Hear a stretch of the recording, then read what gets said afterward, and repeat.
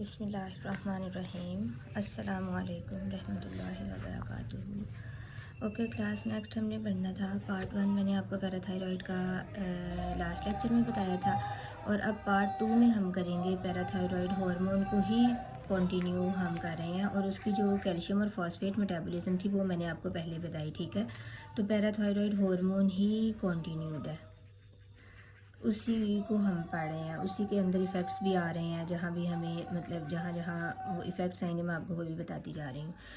तो नेक्स्ट है हमारे पास विटामिन डी, ठीक है। बोन रीमॉडलिंग वगैरह मैंने आपको बता दिया था, लास्ट हमने यही भी ख़त्म किया था मेरे ख्याल से। वो थी bone deposition and bone absorption, और बोन रीसॉर्प्शन भी कहते हैं एब्सॉर्प्शन को ही, या बोन डिस्ट्रक्शन या बोन लाइसिस, जिसको ऑस्टियोब्लास्ट एक्टिवेट कर रहे थे, ठीक है।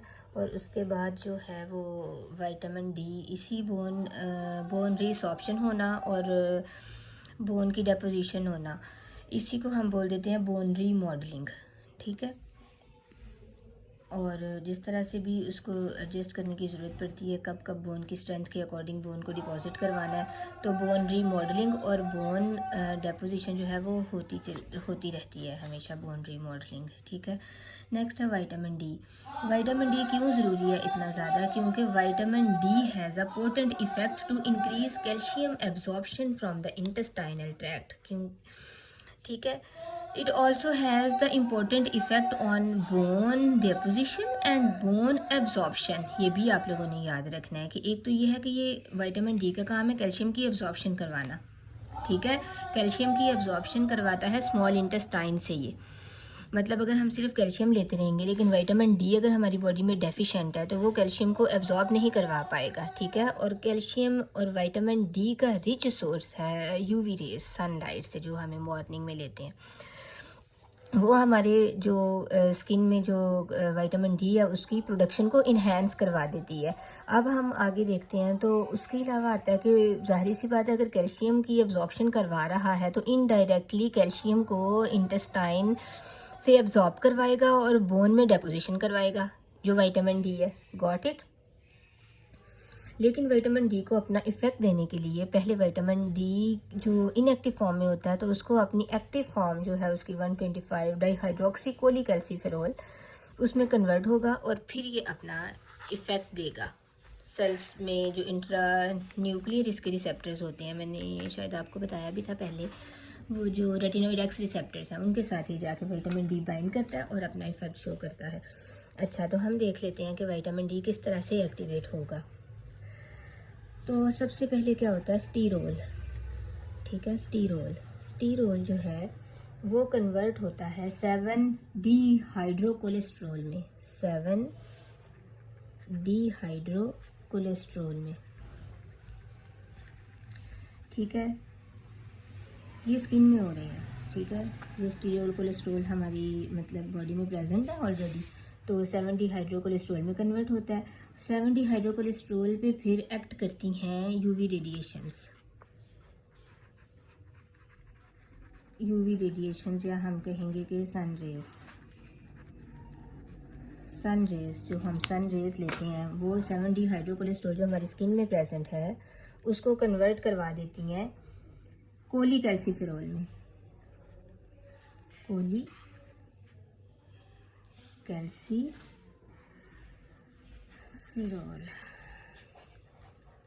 CIFS, ठीक है।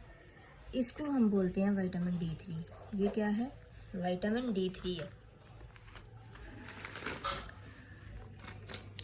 अच्छा जी, अब क्या होगा, ये विटामिन D3 है, ये भी अब इफेक्टिव नहीं है, ये इनएक्टिव फॉर्म है, सही हो गया। विटामिन डी जो है वो D3 की फॉर्म में एक्टिवेट नहीं होता।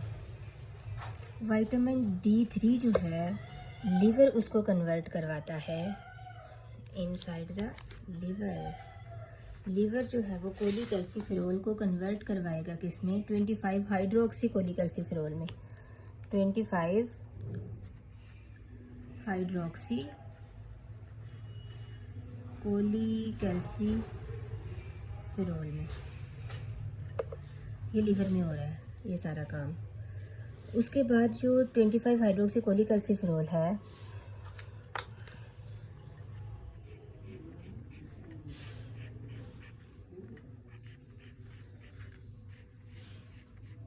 it is converted into 125 dihydroxycholecalciferol. 125 dihydroxycholecalciferol.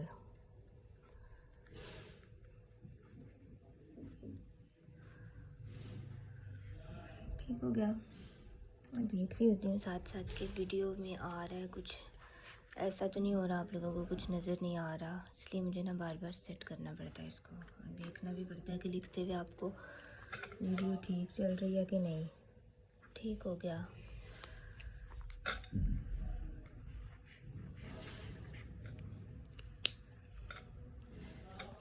अच्छा जी, ये कहाँ पे हो रहा है रिएक्शन? किडनी में।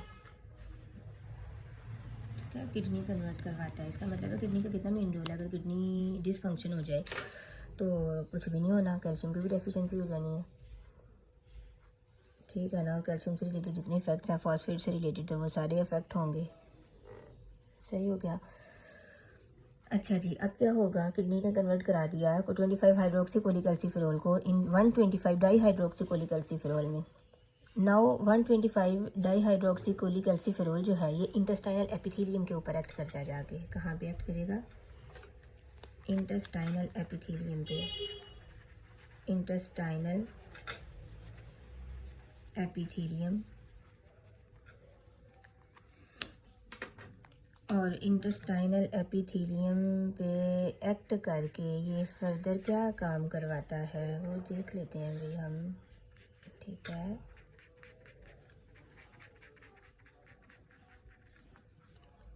इतना भी स्लो कराऊँ ना तो फिर इतना लंबा लेक्चर हो जाता है, इसलिए राइटिंग थोड़ा करती हूँ स्पीडीली, तो खैर चलें। तो इंटेस्टाइनल एपिथेलियम के ऊपर ये एक्ट किया 125 डाईहाइड्रोक्सीकोलिकैल्सिफेरॉल। ये है most active form of vitamin D.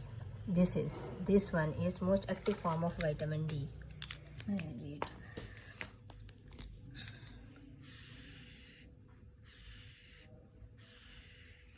ठीक है, ये अपने रिसेप्टर्स के साथ जाके बाइंड करता है। अच्छा, ये आपको बता दूं कैसे रिसेप्टर के साथ जाके बाइंड करता है। ये जो है ना, ये है most active form of vitamin D. आपने इसको ना सेपरेटली लिख देना है। एक्शन ऑफ विटामिन डी, किस तरह अपना एक्शन देगा वो, या mechanism of action. Most active vitamin D है ये वाला, जो 125 डाईहाइड्रोक्सीकोलिकैल्सिफेरॉल है। और ये कन्वर्ट होगा, ये जाके कहाँ पे बाइंड करता है? सेलुलर रिसेप्टर के साथ, इंट्रासेलुलर रिसेप्टर्स के साथ जाके बाइंड करेगा।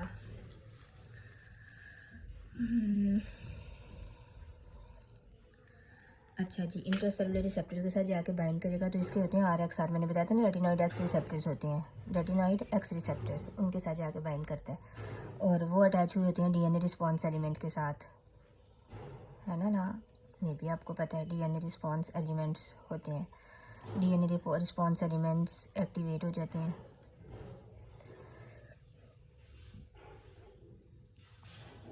जब DNA रिस्पॉन्स एलिमेंट एक्टिवेट होगा तो फिर क्या होगा? ट्रांसक्रिप्शन होगी, याद है ना। DNA से मैसेंजर RNA बनेगा, और फिर क्या होगी? ट्रांसलेशन। क्या होती है? Protein synthesis. प्रोटीन सिंथेसिस क्या करती है? रिस्पॉन्स शो करती है, फिजियोलॉजिकल इफेक्ट्स। रिस्पॉन्स, या इसी को हम ये भी कह सकते हैं फिजियोलॉजिकल इफेक्ट्स शो करेगी। क्लियर हो गया? अच्छा जी, ये है इसका मैकेनिज्म ऑफ एक्शन। इसको बेशक आप एक अलग मेंशन करेंगे, इसी फ्लो चार्ट में नहीं करना। अब मैं एक ही दफ़ा बना रही हूँ तो मैं सारी चीज़ें बता देती होती हूँ साथ ही, बार बार फिर नहीं करना पड़ेगा। ठीक हो गया? समझ में आ गया? ये ले, वैसे इसको ब्लैक से कर देती ना, इसी तरह आप भी डिफरेंट मार्कर्स यूज़ करेंगे ना तो थोड़ी प्रेजेंटेशन बहुत अच्छी हो जाती है बोर्ड पे। आपको पता है, इसलिए मैं कह रही हूँ कि आप green, red, blue, black markers arrange करें ताकि वो लिखने में ज़्यादा अच्छा हो जाए प्रेजेंटेशन। ठीक है, अच्छा जी, अब क्या होगा, इंटेस्टाइनल एपिथेलियम पे इस तरह उसने इफेक्ट शो करना है, लेकिन क्या काम करवाएगा, क्या ये देखना है पहले हमने। तो सबसे पहले ये बनवाएगा कैल्शियम बाइंडिंग प्रोटीन्स को बनवाएगा। क्या करेगा, कैल्शियम बाइंडिंग प्रोटीन्स की फॉर्मेशन करवाता है। जितना कैल्शियम बाइंडिंग प्रोटीन ज़्यादा होगी उतनी कैल्शियम की एब्जॉर्प्शन भी इंटेस्टाइन से ज़्यादा होगी। उसके अलावा होते हैं कैल्शियम स्टिमुलेटेड ATPase पंप्स होते हैं, ये भी कैल्शियम को क्या करते हैं, कैल्शियम की एब्जॉर्प्शन को इन्हेंस करवा देते हैं। और ये काम क्या करता है, अल्कलाइन फॉस्फेटेज की एक्टिविटी को इन्हेंस करवाता है एपिथेलियल मेम्ब्रेन के अंदर। ठीक है, ये सारा ब्रश बॉर्डर के अंदर हो रहा है जो इंटेस्टाइनल एपिथेलियम के सेल्स हैं, वहाँ पे कैल्शियम बाइंडिंग प्रोटीन को स्टिमुलेट उसकी फॉर्मेशन करवा रहा है, कैल्शियम स्टिमुलेटेड ATPase को बनवा रहा है और अल्कलाइन फॉस्फेटेज को बनवा रहा है। ये तीनों मिलके क्या करेंगे,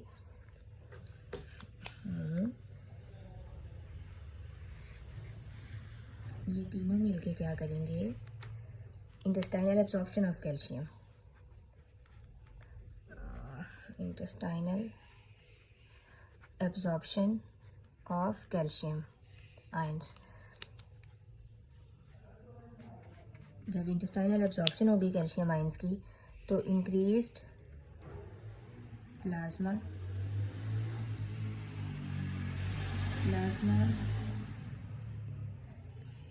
कैल्शियम आयंस कॉन्सेंट्रेशन। ठीक है, अब जब प्लाज्मा में कॉन्सेंट्रेशन इतनी ज़्यादा हो गई तो फिर क्या होगा, फीडबैक नेगेटिव इफेक्ट जाएगा किसको,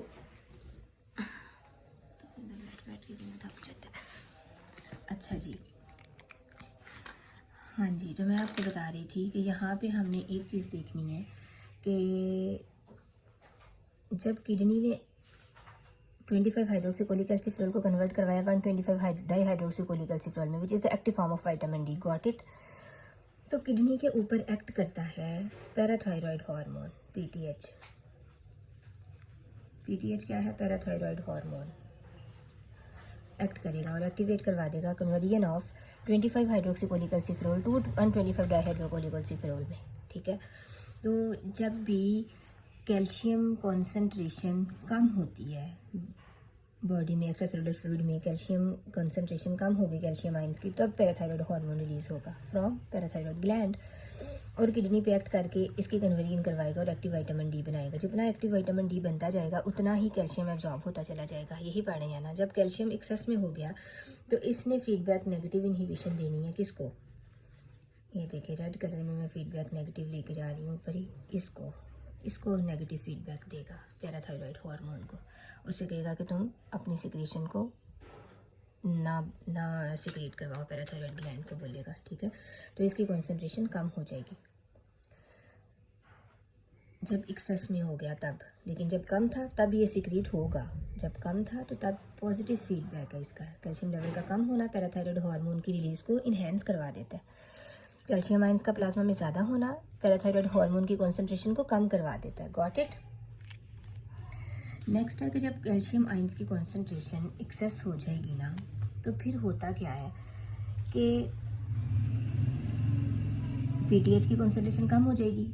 ऐसे ही है ना, कैल्शियम आयंस बॉडी में ज़्यादा हुए, इन केस यहाँ पे देखें कैल्शियम आयन कॉन्सेंट्रेशन हम ज़्यादा करवा दें, अगर आपको नज़र नहीं आ रहा इसीलिए मैं वीडियो चेक करती रहती हूँ साथ साथ। अच्छा, कैल्शियम आयंस कॉन्सेंट्रेशन इंक्रीज हो गई तो क्या होगा, इससे PTH रिलीज नहीं होना, नो PTH, पैराथायरॉयड हार्मोन की ज़रूरत नहीं है क्योंकि इसका काम था कैल्शियम आयंस की कॉन्सेंट्रेशन को ज़्यादा करवाना, पहले ही ज़्यादा तो ज़रूरत नहीं है इसकी। ठीक है, तो फिर क्या होगा, ये जो 25 हाइड्रोक्सीकोलिकैल्सिफेरॉल है ना, ये कन्वर्ट हो जाएगा किसमें, 25 नजर आ रहा है आपको, डाईहाइड्रो कोलिकैल्सिफेरॉल में।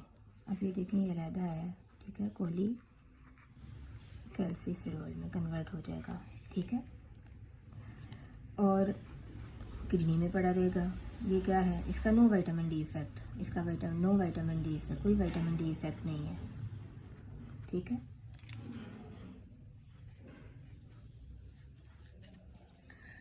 क्लियर हो गया।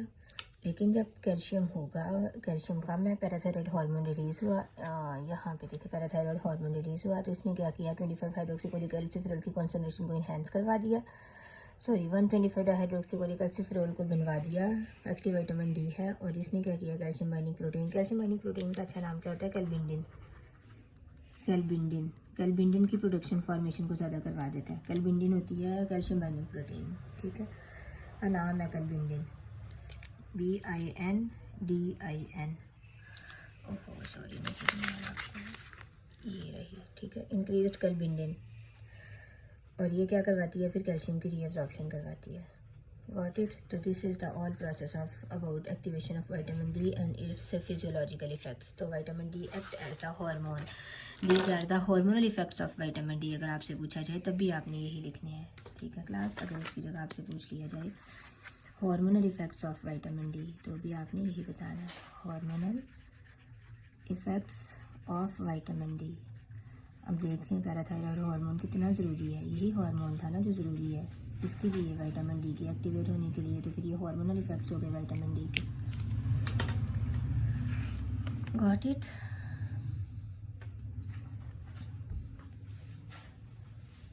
तो विटामिन डी जो है वो रीनल कैल्शियम और फॉस्फेट की एक्सक्रीशन को नहीं, जब एब्जॉर्प्शन करवा रहा है तो किडनी में से भी कैल्शियम और फॉस्फेट की एक्सक्रीशन नहीं होने देगा, डिक्रीज करवाएगा।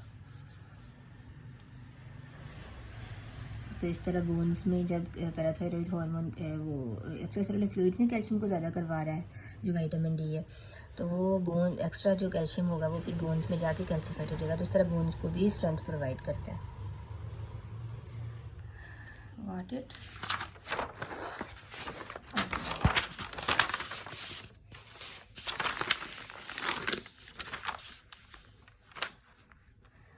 अच्छा जी, नेक्स्ट आ गया हमारे पास पैराथायरॉयड हार्मोन ही आ गया। अब हम क्या पढ़ेंगे, पैराथायरॉयड हार्मोन, PTH सिक्रेट कहाँ से हो रहा है, क्या काम है, provide a powerful mechanism for controlling extra cellular calcium and phosphate concentration. अभी देखिए जितना भी मैंने आपको पीछे बताया कि कैल्शियम आइंस की कॉन्सेंट्रेशन को कंट्रोल कर रहा है, फॉस्फेट की कॉन्सेंट्रेशन को कंट्रोल कर रहा है in extracellular fluid, plasma, bones, ठीक है, सेल्स में। तो ये सारा कौन करवा रहा है, पैराथायरॉयड हार्मोन ये सारे काम करवा रहा है। अगर इसकी कॉन्सेंट्रेशन ऑपोजिट कुछ भी ऊपर नीचे होगी तो क्या हो जाएगा, एक्सेस में या हाइपो में, हाइपर में या हाइपो में, तो हाइपोकैल्सीमिया, हाइपोकैल्सीमिया एटसेट्रा प्रोड्यूस हो जाएगा, ठीक है। अब फिजियोलॉजिक एनाटॉमी देखें अगर पैराथायरॉयड ग्लैंड की, तो ये होते हैं 4 पैराथायरॉयड ग्लैंड होते हैं हमारे पास, ठीक है। कहाँ गया मेरा बॉल पॉइंट, 4 पैराथायरॉयड ग्लैंड्स होते हैं, ठीक है। पैराथायरॉयड ग्लैंड्स कितने हैं जी, ग्लैंड्स हैं 4, ठीक है। और लोकेशन इनकी क्या है, ये कहाँ पे होते हैं, behind each of the upper and each of the lower poles of the thyroid. मतलब इस तरह का होता है ना हमारे पास थायराइड जो ग्लैंड होता है ना, वो होती है उसकी स्ट्रक्चर कुछ ऐसा है ना, कुछ ऐसे ही है ना। ये उसके ज़ाहिर फॉलिकल्स होते हैं, जो इतने सारे यहाँ पे उसके फॉलिकल्स होते हैं। थायराइड ग्लैंड का स्ट्रक्चर कुछ ऐसा होता है। तो इसी के ऊपर जो है ना, ये पीछे की तरफ, बिहाइंड पीछे की तरफ होते हैं, इधर यहाँ और यहाँ, ये है। ये जैसे अब ये हो गया थायराइड ग्लैंड, ये वाला, ये हमारा है थायराइड ग्लैंड। और ये जो है ना, ये 1 2 3 4, 1 2 3 और ये 4, ये 2 है। ये 4 जो है ये क्या है, पैराथायरॉयड ग्लैंड है। इस तरह से पड़ा होता है ये लोकेशन, पैराथायरॉयड ग्लैंड, ठीक है। तो होते इसमें क्या है, चीफ सेल्स होते हैं इसमें। पैराथायरॉयड जो ग्लैंड है उसमें 2 तरह के सेल्स होते हैं, चीफ सेल्स हैं और ऑक्सीफिल सेल्स हैं। ऑक्सीफिल सेल्स ये मॉडिफाइड हो गए होते हैं और ये कोई काम नहीं करते, कोई एक्टिव हार्मोन रिलीज नहीं करवाते, ठीक है। और ये क्या है, ये पैराथायरॉयड हार्मोन रिलीज़ करवाते हैं। Got it. उसके अलावा देखें तो इसकी केमिस्ट्री में क्या आ जाता है कि राइबोसोम्स के ऊपर ये सिंथेसाइज्ड हो रहा होता है प्री प्रो हार्मोन की फॉर्म में, और फिर ये प्री प्रो हार्मोन होता है 110 अमाइनो एसिड्स का, फिर प्रो हार्मोन बनता है 90 अमाइनो एसिड्स का। उसके बाद ये हार्मोन गोल्जी में एंडोप्लाज्मिक रेटिकुलम में प्रोसेस होकर 84 अमाइनो एसिड्स का जो प्रॉपर हार्मोन है पैराथायरॉयड हार्मोन बन के रिलीज़ होता है। ठीक है, और उसके बाद हम देख लेते हैं फिजियोलॉजिकल इफ़ेक्ट्स को। ठीक है, फिजियोलॉजिकल इफेक्ट जो मैंने आपको ये बताया ना अभी, हार्मोन का रिलीज होना, ये आपने ऐसे ही लिख लेना बस इसको। ठीक है, फिजियोलॉजिकल इफेक्ट्स में क्या है कि पैराथायरॉयड हार्मोन जो है वो इंक्रीज़ करता है calcium and phosphate absorption. It increases calcium and phosphate absorption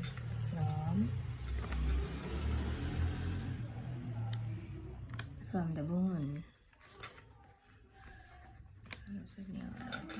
1.1 पे भी ना, पता नहीं क्यों इतना कवर ही नहीं हो रहा। अच्छा है, तो calcium and phosphate absorption from the bone ये करवा रहा है। ठीक है, इंक्रीज्ड। तो किस तरह एब्जॉर्प्शन करवा रहा है, याद है ना आप लोगों को कि एब्जॉर्प्शन बोन से निकल जाता है कैल्शियम और फॉस्फेट, जिस तरह हमने पहले पढ़ा, आपको मैंने बताया ना कि ऑस्टियोपेरोटिक लाइगेंड है, तो वो भी पैराथायरॉयड हार्मोन का इफेक्ट था ना कि वो ऑस्टियोब्लास्ट के ऊपर जाके एक्ट कर रहा था। वो जो लास्ट वीडियो मैंने आपको बुक से ही बताई है, तो जिसमें ऑस्टियोपेरोटिक लाइगेंड है वो ऑस्टियोक्लास्ट की एक्टिविटी को इन्हांस करवा देते हैं, तो वो पैराथायरॉयड और विटामिन डी की वजह से इफेक्ट आया था। ठीक है ना, तो इस तरह से वो कैल्शियम आयंस निकल के जो एक्स्ट्रासेलुलर फ्लूइड में आ जाते हैं। तो इस तरह वो बोन ऑस्टियोलाइसिस के थ्रू क्या करवाता है, ये कैल्शियम और फॉस्फेट की कॉन्सेंट्रेशन को इंक्रीज़ करवा देता है। नेक्स्ट आता है कि parathyroid hormone decreases calcium excretion and increases phosphate excretion by the kidneys. PTH क्या करेगा, इंक्रीज्ड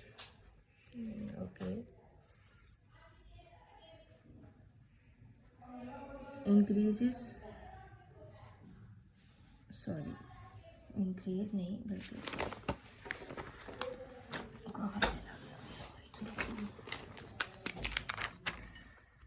पहले कैल्शियम का बता देते हैं ना, उससे फिर आपको बंदे को क्लियर रहता है। मैं पहले फॉस्फेट का लिखी थी। तो डिक्रीज़ करता है कैल्शियम आयंस की एक्सक्रीशन को, डिक्रीजेस कैल्शियम आयन एक्सक्रीशन, मतलब कैल्शियम आयन को एक्सक्रीट आउट नहीं होने देता।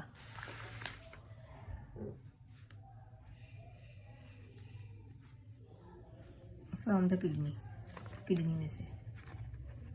ठीक है, and increases phosphate ions excretion from the kidney में से फॉस्फेट को एक्सक्रीट करवा देता है, लेकिन कैल्शियम आयन को रिटेन करवाता जाता है बॉडी में, ये इसका काम है। और वो अभी मैंने आपको बताया कि किस तरह पैराथायरॉयड हार्मोन विटामिन डी के साथ की एसोसिएशन में काम करके तो वो किडनी में से क्या करवा रहा था, सॉरी वो तो हमने इंटेस्टाइन का देखा वैसे, लेकिन रीनल ट्यूब्यूल्स पे भी वो 125 को 125 हाइड्रोक्सीकोलिकल्सिफेरोल से 125 डाईहाइड्रोक्सीकोलिकल्सिफेरोल जब बनाता है तो वो कैल्शियम आयन की रीअब्जॉर्प्शन करवाता है। ठीक है, और वैसे कलेक्टिंग डक्ट में से भी जो लेट डिस्टल ट्यूब्यूल्स होते हैं और कलेक्टिंग ट्यूब्यूल्स होते हैं, वहाँ से भी ये कैल्शियम की एब्जॉर्प्शन को इन्हांस करवा देता है। Got it. ठीक है, नेक्स्ट क्या इफेक्ट आएगा इसका, ये हो गया, फिर ये हो गया। नेक्स्ट में क्या आना है, parathyroid hormone increases intestinal absorption. Parathyroid hormone increases, ये तो किडनी की बात की है ना, रीनल की बात की है, तो ये intestinal absorption of calcium and phosphate दोनों की इन्हांस करवाएगा। किडनी से तो बस कैल्शियम की एक्सक्रीशन को कम करवा रहा है ना, मतलब रीअब्जॉर्प्शन होती जाती है वहीं पे, लेकिन इंटेस्टाइनल में दोनों की एब्जॉर्प्शन को इन्हांस करवाता है इंटेस्टाइन में से। साइक्लिक एम्पी सेकंड मैसेंजर के थ्रू एक्ट करता है ये। क्लियर हो गया। तो ये 4 इसके इफेक्ट्स हैं मेन, इनको भी दोनों को एक ही मिला के देखते हैं क्योंकि किडनी के थ्रू इफेक्ट है तो दोनों को एक ही कर देते होते हैं। डिफरेंट भी आप करें तो इनको आप इसी तरह एक्सप्लेन करेंगे। शॉर्ट क्वेश्चन नहीं आता, लॉन्ग क्वेश्चन तो वैसे अभी तक नहीं आया कभी इस पे, लेकिन शॉर्ट क्वेश्चन के रिलेटेड आपसे पूछ लिया जाए तो आपको पता होना चाहिए। खैर नेक्स्ट करते हैं जी, sorry, control of parathyroid hormone secretion. Control क्या है पैराथायरॉयड हार्मोन सिक्रीशन का? कंट्रोल या रेगुलेशन जिस तरह हम करते हैं of PTH parathyroid hormone secretion by the calcium ion concentration. कौन इसे रेगुलेट कर रहा है? रेगुलेशन कैसे हो रही है, कंट्रोल कैसे हो रहा है पीटीएच?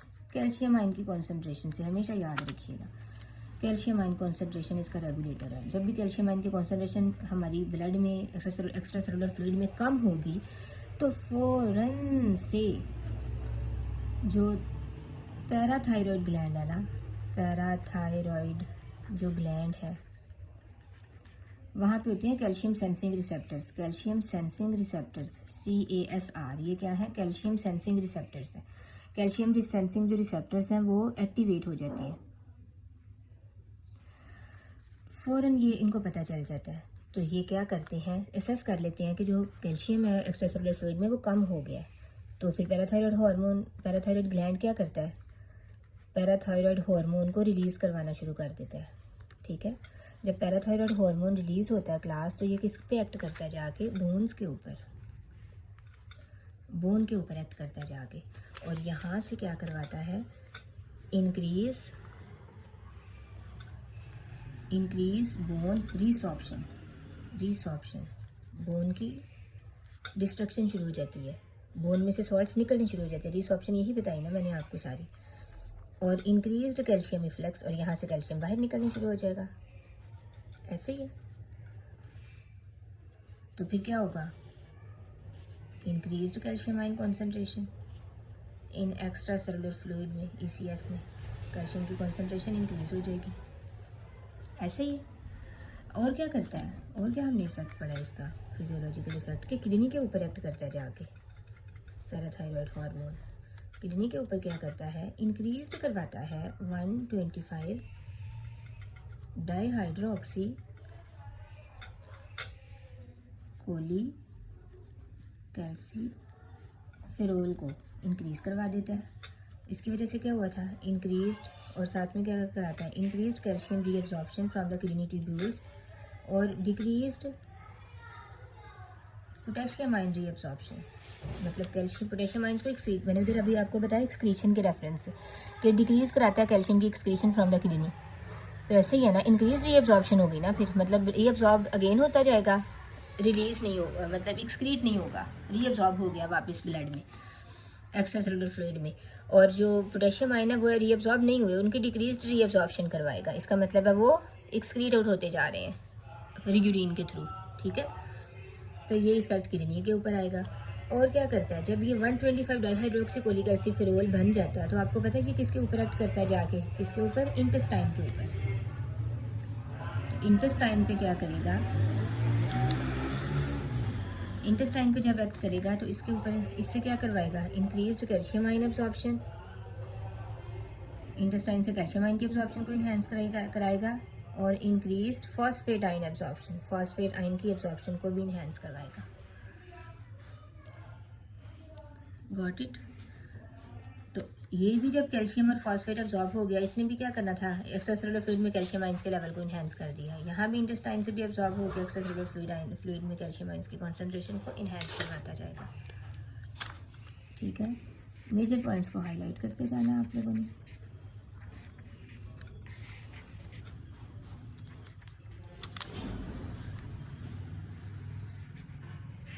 ये क्या है? इसकी रेगुलेशन है।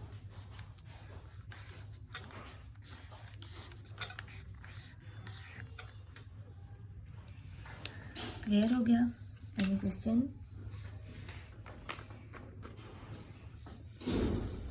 अच्छा जी, अब कैल्शियम, ये जो पैराथायरॉयड हार्मोन है ना, इसका बिल्कुल ऑपोजिट इफेक्ट देने वाला एक और हार्मोन भी है, उसका नाम होता है कैल्सीटोनिन।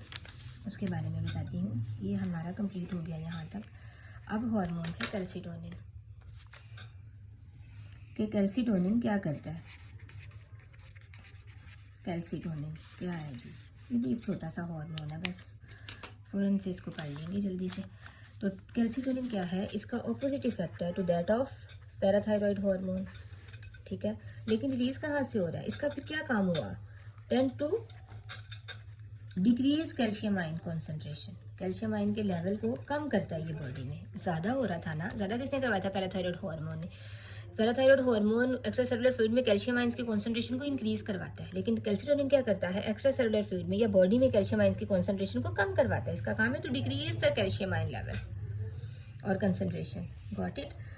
तो ये कहाँ से रिलीज हो रहा है? ये लेकिन ये रिलीज हो रहा है थायराइड ग्लैंड से, थायराइड ग्लैंड से ये रिलीज हो रहा है। अब आपको पता होगा कि थायराइड ग्लैंड तो थायरोक्सिन हार्मोन्स बना रहा था, T3 T4, मैंने आपको बताया भी था कि इसके साथ ये कैल्सिटोनिन भी बनाता है, जिसको हम पैराथायराइड हार्मोन के साथ डिस्कस करेंगे, क्योंकि इसका इफेक्ट बिल्कुल उसके साथ मिलता जुलता इस सेंस में है कि जो उसके इफेक्ट्स है उसको अपोजिट करेंगे तो ये इफेक्ट हो जाएंगे कैल्सिटोनिन के, तो याद करना ईजी हो जाता है। तो उसी में आपको बताऊंगी कि इसीलिए ये कैल्शियम एंड फॉस्फेट मेटाबॉलिज्म के साथ ही पढ़ा जाएगा। अच्छा जी, तो उसी तरह पैरा फोलिकुलर सेल्स थे ना, तो फोलिकुल्स के साथ ही पैरा फोलिकुलर सेल्स होते हैं जो थायराइड ग्लैंड है, और उन्हें सी सेल्स भी कहते हैं। ठीक है, C cells of thyroid glands. Interstitial fluid भी होते हैं जो फोलिकल्स के दरमियान होता है। ठीक है, तो वहाँ से ये रिलीज हो रहा होता है। उसके अलावा जो है ये 32 अमाइनो एसिड की चेन होती है, 32 अमाइनो एसिड का पेप्टाइड है, मॉलिकुलर वेट है 3400। ठीक है, ये इफेक्ट्स आपने याद कर लेने हैं। तो बाकी आपको मेन पता हो कि इसका effect opposite to that of parathyroid hormone है और डिक्रीज कराएगा कैल्शियम लेवल को। किस तरह करवाएगा? बिल्कुल सेम जिस तरह उसने इंक्रीज करवाया है, इसने अपोजिट हो के तो डिक्रीज करवाना शुरू कर देना। ठीक है, तो ये क्या करेगा? Increased plasma calcium concentration stimulates calcitonin secretion. अब देखिए, इंक्रीज्ड जब भी हुई ना plasma calcium ion concentration, plasma calcium ion concentration जब भी ज्यादा होगी तो क्या रिलीज होगा? Release of calcitonin, calcitonin release होना शुरू हो जाएगा और प्लाज्मा से कैल्शियम आयन की कॉन्सेंट्रेशन को कम करवाएगा, क्योंकि एक्सेस भी कैल्शियम आयन हमारी बॉडी के लिए इफेक्टिव और बेनिफिशियल नहीं है। तो कैल्शियम जो है वो डिक्रीज करवाएगा, कैल्सिटोनिन जो है वो डिक्रीज करवाएगा प्लाज्मा कैल्शियम आयन कॉन्सेंट्रेशन को।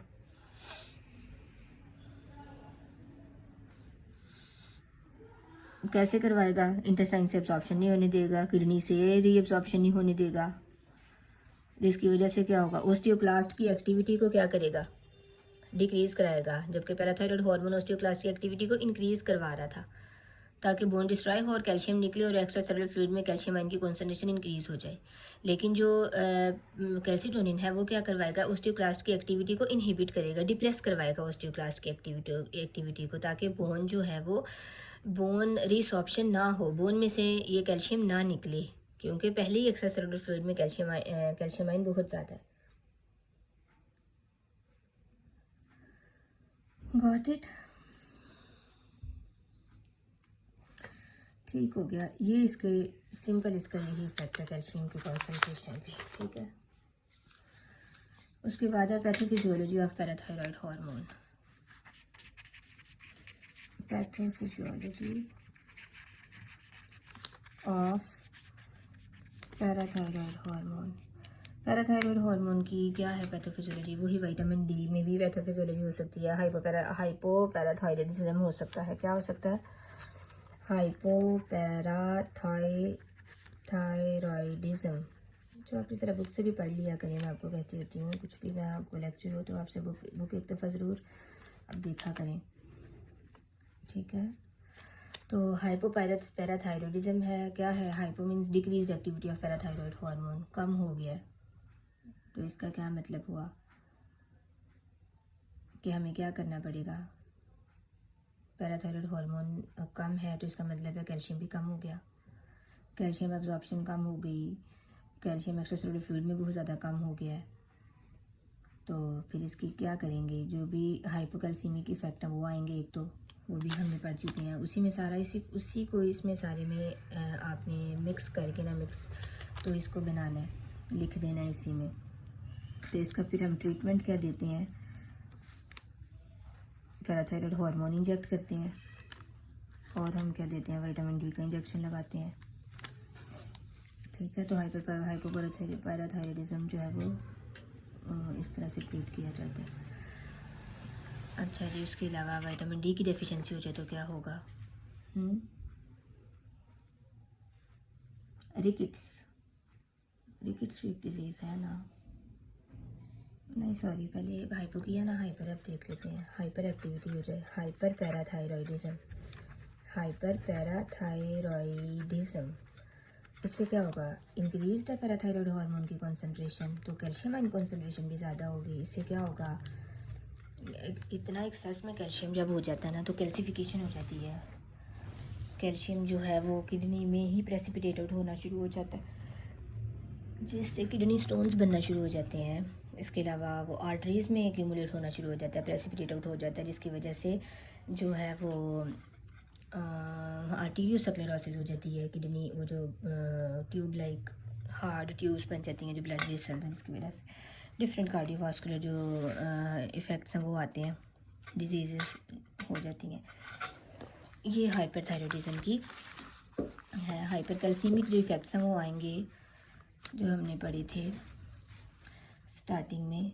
उसके बाद आता है जी रिकेट्स, RICKETS, रिकेट्स क्या है, ये होती है विटामिन डी की डेफिशिएंसी की वजह से, विटामिन डी डेफिशिएंसी की वजह से रिकेट्स होती है। अब देखिए विटामिन डी नहीं है तो कैल्शियम एब्जॉर्ब नहीं होना, कैल्शियम बॉडी में रिटेन नहीं कर पाएगा, तो कैल्शियम नहीं है तो बोन्स भी वीक हो जाएंगी, तो कैल्शियम नहीं है तो टेटनी डेवलप होगी। ठीक है, तो इस तरह से इसके इफ़ेक्ट्स आएंगे। चिल्ड्रन में होती है लेकिन अडल्ट्स में भी रिकेट्स होती है। अडल्ट्स की रिकेट्स को बोलते हैं ऑस्टियोमलेशिया। ये तो चिल्ड्रन की होती है ना, मोस्टली अकर इन चिल्ड्रन, ठीक है ना, लेकिन अगर रिकेट्स हो अडल्ट में तो उसको बोलते हैं ऑस्टियोमलेशिया, इसे बोलते हैं अडल्ट रिकेट्स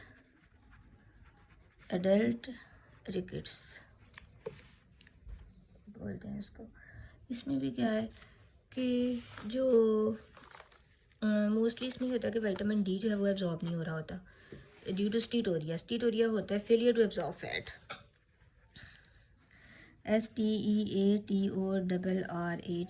STEATORRHEA, स्टीटोरिया क्या है, फेलियर टू एब्जॉर्ब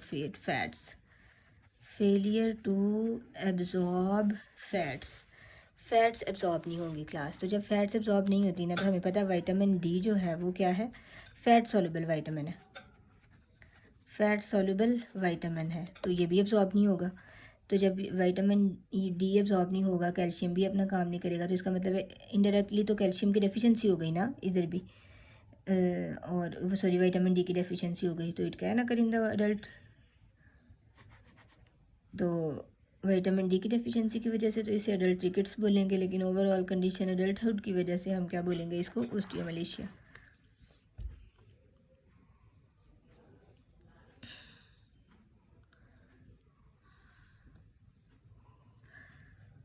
इसी तरह ऑस्टियोमलेशिया और रिकेट्स रीनल डिजीज़ की वजह से भी हो सकते हैं।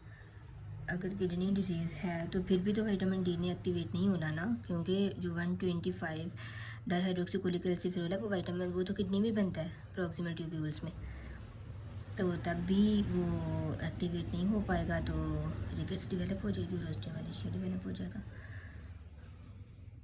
उसके अलावा है हमारे पास ओस्टियोपोरोसिस।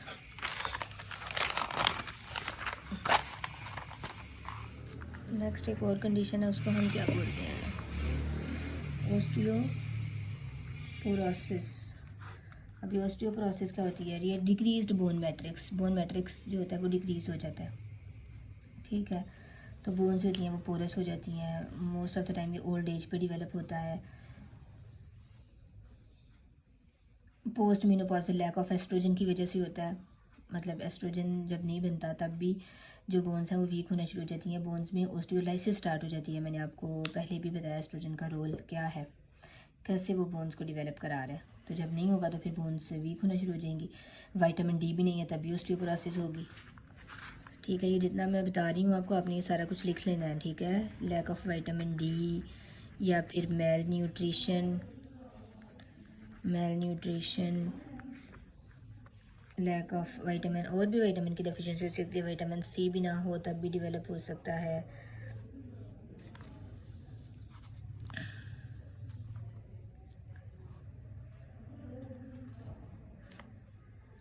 क्योंकि विटामिन जो सी होता है ना वो आपका नेसेसरी होता है for the secretion of intercellular substances by all cells including the formation of osteoid by the osteoblast. osteoblast आपको पता है कि हमने पढ़ा था कि osteoblast जो है वो secretions करवा रहा है डिफरेंट टाइप्स के, तो osteoid बनाता है ना, तो जब वो ग्रोन मैट्रिक्स बनता है उसी के साथ, तो जब वो ओस्टियोइड बन जाता है तो वो विटामिन सी चाहिए सिक्रीशंस करवाने के लिए ओस्टियोब्लास्ट में से, तो इसलिए विटामिन सी की डेफिशिएंसी भी करवा देती है।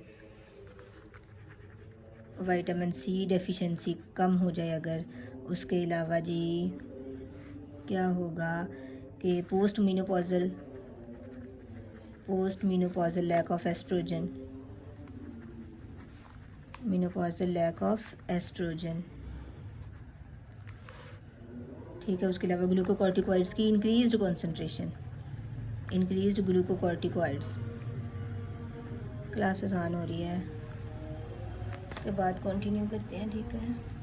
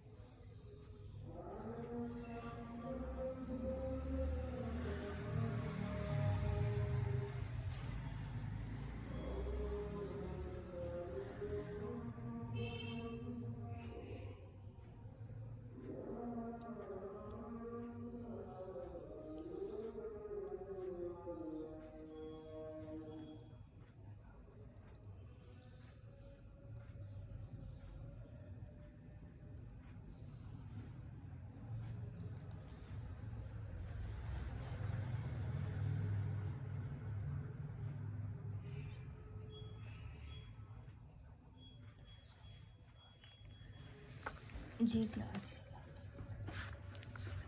तो इंक्रीज ग्लूकोकॉर्टिकॉइड्स की अगर कॉन्सेंट्रेशन हो जाए तो भी जो है वो ऑस्टियोपोरोसिस होती है, क्योंकि ये होता है कुशिंग सिंड्रोम। याद है आप लोगों को, मैंने बताया था इंक्रीज हो तो कुशिंग सिंड्रोम होता है क्योंकि जब ग्लूकोकॉर्टिकॉइड्स भी ज़्यादा हो जाते हैं तो तभी प्रोटीन्स जो है वो डेपोजिशन नहीं होती, ठीक है ना, सारी बॉडी में, तो प्रोटीन का डेपोजिशन स्टार्ट हो जाता है। और इसी तरह इसका अच्छा खासा इफेक्ट है इन डिप्रेसिंग ऑस्टियोक्लास्टिक एक्टिविटी, तो ऑस्टियोक्लास्टिक एक्टिविटी जो है वो डिप्रेस हो जाती है। इसलिए जो डिजीज़ होती हैं जो डेफिशिएंसी करवाती हैं ना प्रोटीन मेटाबॉलिज्म की, वो ऑस्टियोपोरोसिस भी करवाती है, ठीक है, क्योंकि ये सारी प्रोटीन्स ही तो होती हैं, सेल्स में भी तो प्रोटीन्स ही है ना, तो वो अपना काम करते रहते हैं। जब प्रोटीन्स ही डिपॉजिट नहीं होगी, प्रोटीन कैटाबॉलिज्म स्टार्ट हो गया है, तो फिर तो सेल्स अपना काम ही नहीं कर पाएंगे। तो इसी तरह ऑस्टियो जो ब्लास्ट है उनकी एक्टिविटी भी डिप्रेस हो जाएगी, ठीक है। ऑस्टियोब्लास्ट की एक्टिविटी डिप्रेस करता है, सॉरी मैंने अगर आपको ऑस्टियोक्लास्ट कह दिए पहले, मुझे याद नहीं, लेकिन आप उसको करेक्ट कर लीजिएगा कि ऑस्टियोब्लास्ट की एक्टिविटी को कम करेगा, बोन बनाने नहीं देगा ना। जब ब्लास्ट में बोन बनानी होती है ना, क्लास्ट ने तो उसको तोड़ना होता है, क्लास्ट ने लाइसिस करवानी होती है, तो ऑस्टियोब्लास्ट की एक्टिविटी को कम करता जाता है, क्योंकि हर एक जो बनाने वाले सेल्स हैं उन्होंने जब तभी अपनी फंक्शनिंग परफॉर्म करनी है जब वो प्रोटीन्स बनवा पाएंगे, तो ही वो कुछ अपना काम करते हैं ना। प्रोटीन से ही सारे सेल्स अपना फिजियोलॉजिकल इफेक्ट देते हैं, अपनी फंक्शनिंग देते हैं, अपना इफेक्ट शो करते हैं। Got it? तो this is all about the parathyroid hormone, ठीक है।